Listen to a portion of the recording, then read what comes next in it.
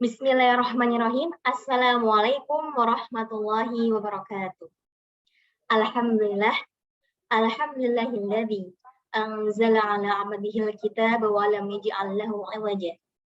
Qayyiman liyundhira ba'san shadidan min ladunhu yubashshiral mu'minina alladzina ya'maluna as-solihati anna lahum ajran hasan. Pertama-tama marilah kita haturkan rasa syukur kita kehadirat Allah Subhanahu wa taala yang telah memberikan kita nikmat iman, Islam, kesehatan sehingga kita dapat berjumpa kembali dalam perkuliahan dari ini tanpa kurang suatu apapun. Kedua kalinya, salat dan salam semoga senantiasa tercurahkan kepada junjungan kita Nabi Agung Nabi Muhammad Sallallahu Alaihi Wasallam yang kelak kita nantikan syafaatnya di yaumul qiyamah. Allahumma amin. Perkenalkan, saya Sonia Sabi Hanif dari semester 4. Pada kesempatan kali ini, saya akan mempresentasikan tugas metodika dakwah 2 dengan dosen pengampu Ustadz Ahmad Taufiq Syamsuri MA dengan tema Makna Islam. Kata Islam berasal dari bahasa Arab, berbeda dengan agama-agama lainnya yang berasal dari nama penyebarnya atau dari daerah di mana agama itu disebarkan. Nasrani, dia diambil dari nama daerah Nazaret, itu tempat kelahiran Nabi Isa alaihissalam. Buddha diambil dari nama penyebarnya, yaitu Buddha Gautama. Hindu diambil dari kata India atau Hind. Itu kan diambil dari tempat di mana agama itu disebarkan. Yahudi diambil dari nama Yehuda, yaitu putra dari Nabi Yakub alaihissalam dari istri yang bernama Laya. Sedangkan Islam berasal dari bahasa Arab yang memiliki banyak arti. Islam berasal dari kata Islamul wajhi yang artinya menundukkan wajah.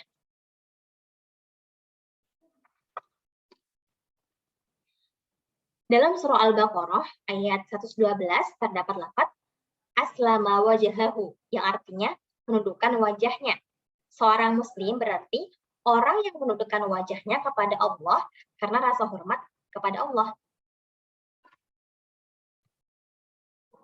Islam juga berasal dari kata al-istislam yang artinya berserah diri.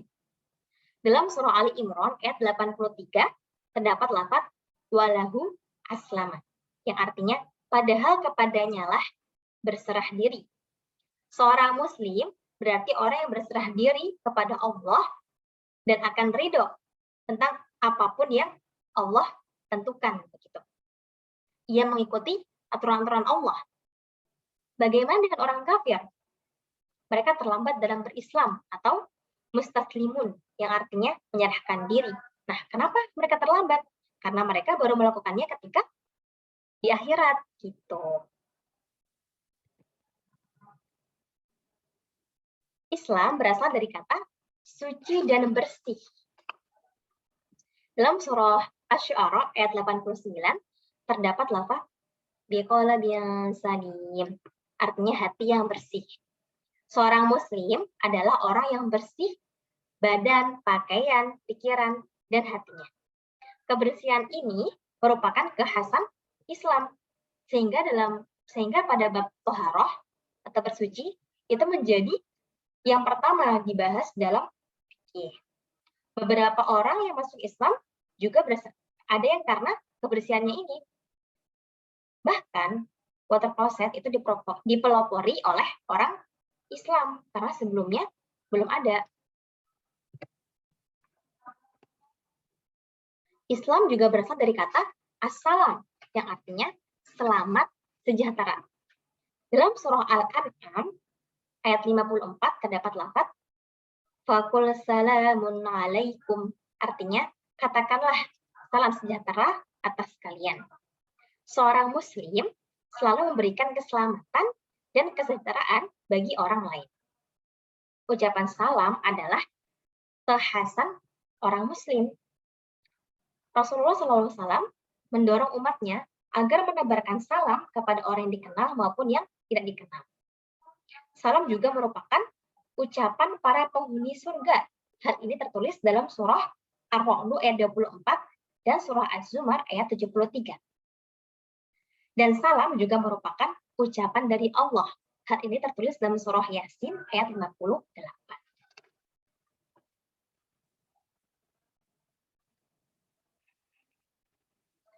Islam juga berasal dari kata as-silmu yang artinya perdamaian. Atau ada juga yang mengatakan as-salmu. Dalam surah Al-Anfal ayat 61 terdapat lafaz wa in janahu lisalmi, artinya dan jika mereka condong kepada perdamaian. Dalam surah Muhammad ayat 35 terdapat lafaz fala tahinu wa tad'u ila salmi, artinya janganlah kamu lemah dan minta damai. Dalam surah Al-Baqarah ayat 208 terdapat lafaz udkhulu fis silmi kaffah, artinya masuklah ke dalam agama Allah, ke dalam Islam secara keseluruhan. Islam adalah agama yang damai dan bukan agama yang penuh kekerasan. Seorang muslim adalah orang yang menebarkan kedamaian di muka bumi. Contohnya, sebelum ada Islam, maka berkali-kali terjadi peperangan bersama kaumnya. Dan di Madinah pun sebelum ada Islam, terjadi perang Bu'ath selama 40 tahun. Nah, ini merupakan bukti bahwa Islam ialah agama yang membawa kedamaian di muka bumi. Masya Allah.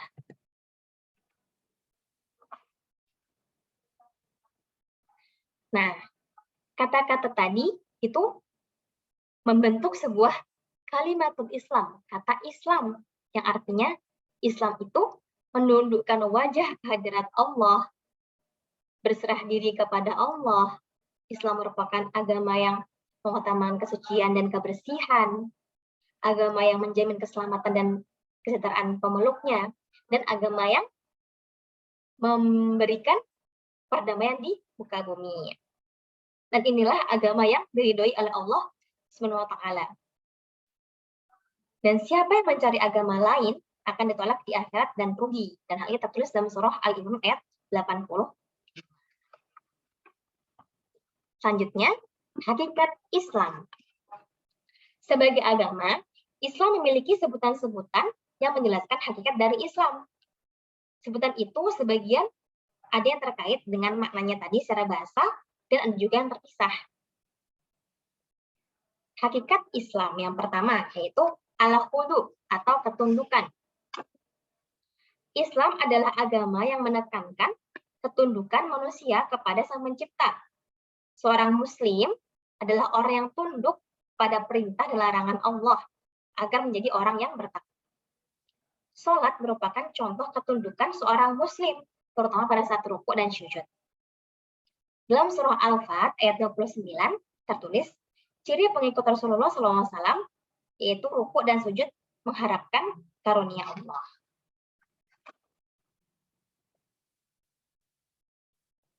Hakikat Islam selanjutnya yaitu wahyun ilahiyun. Islam adalah satu-satunya agama yang berasal dari wahyu Allah. Tidak mungkin Allah menetapkan lebih dari satu agama yang perbedaannya jauh sekali dan bertentangan ajaran-ajarannya. Islam berasaskan tauhid dan syirik menjadi dosa paling besar. Nasrani menganut Trinitas atau 3 Tuhan dan tidak mengakui Nabi Muhammad SAW sebagai Nabi dan Rasul. Yahudi tidak mengakui Nabi Isa alaihissalam dan Nabi Muhammad SAW sebagai Nabi dan Rasul, bahkan membenci Jibril. Nah, sudah jelaskan bahwa hanya Islam saja yang merupakan agama yang berasal dari wahyu Allah.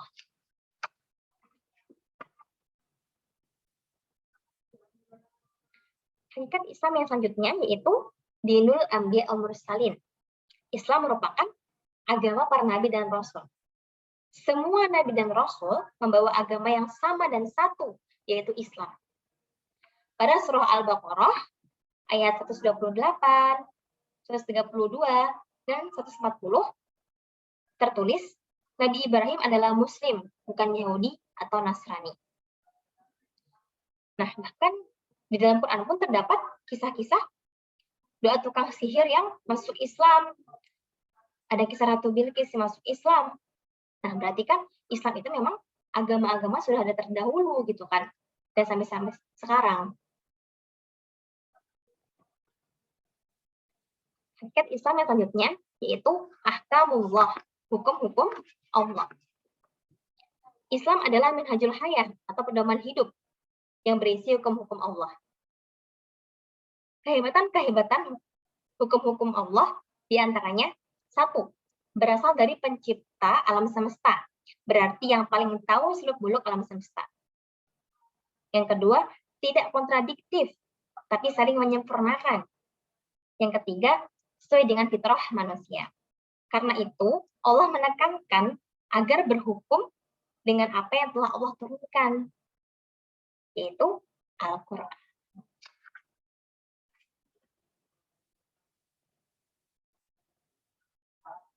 Hakikat Islam yang selanjutnya, Islam merupakan jalan yang lurus, as-siratul mustaqim. Jalan yang lurus menuju, yang selamat menuju surga. Rasulullah SAW pernah membuat sebuah garis lurus, kemudian di sisi-sisinya ada garis-garis lain yang menyimpang. Nah, di setiap persimpangan itu ada para penyeru ke neraka jahanam. Nah, dari situ kita bisa mengambil ibrah ya. Islam itu memang agama yang sudah pasti, yang lurus menuju surga. Namun, terdapat banyak halangan dan rintangan. Makanya kita harus berusaha jangan sampai kita masuk ke dalam golongan-golongan yang menyimpang itu. Nauzubillah min dzalik. Hakikat Islam yang selanjutnya yaitu salamatud dunya wal akhirah. Islam adalah agama yang menjamin pemeluknya akan selamat dan sejahtera di dunia maupun di akhirat. Orang yang beragama Islam akan tertolak, orang yang beragama selain Islam, maka akan tertolak amalnya atau dijadikan debu atau hidupnya sempit meskipun bergelimang harta. Setiap muslim yang mengucapkan syahadat dan tidak syirik pasti akan masuk surga, meskipun dia mencuri dan berzina, meskipun dosa-dosanya itu harus dibersihkan di neraka. Nauzubillah min dzalik.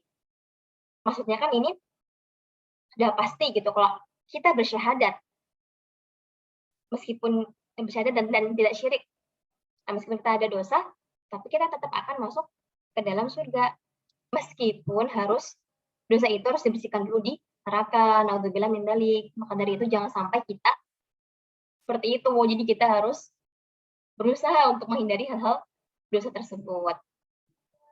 Abu Dzar saja, sahabat Rasul, saya bertanya 3 kali karena herannya, masa iya meskipun punya dosa seperti itu kita masuk surga?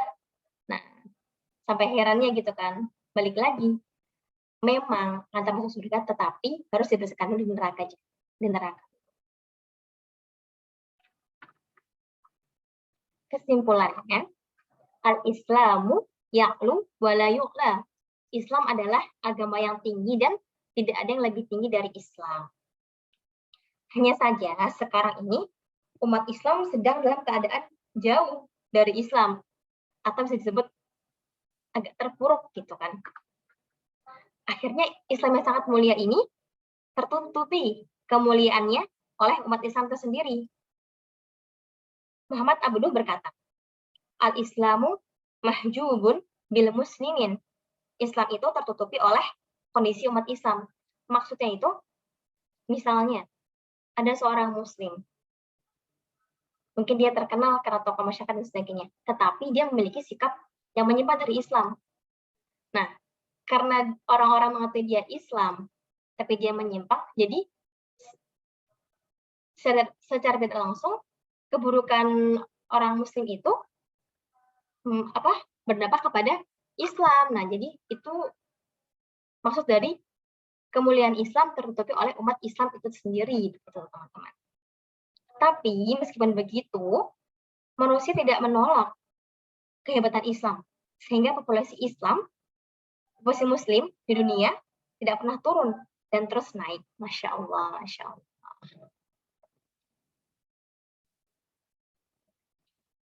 Nah, ini bagian dari tadi ya, teman-teman.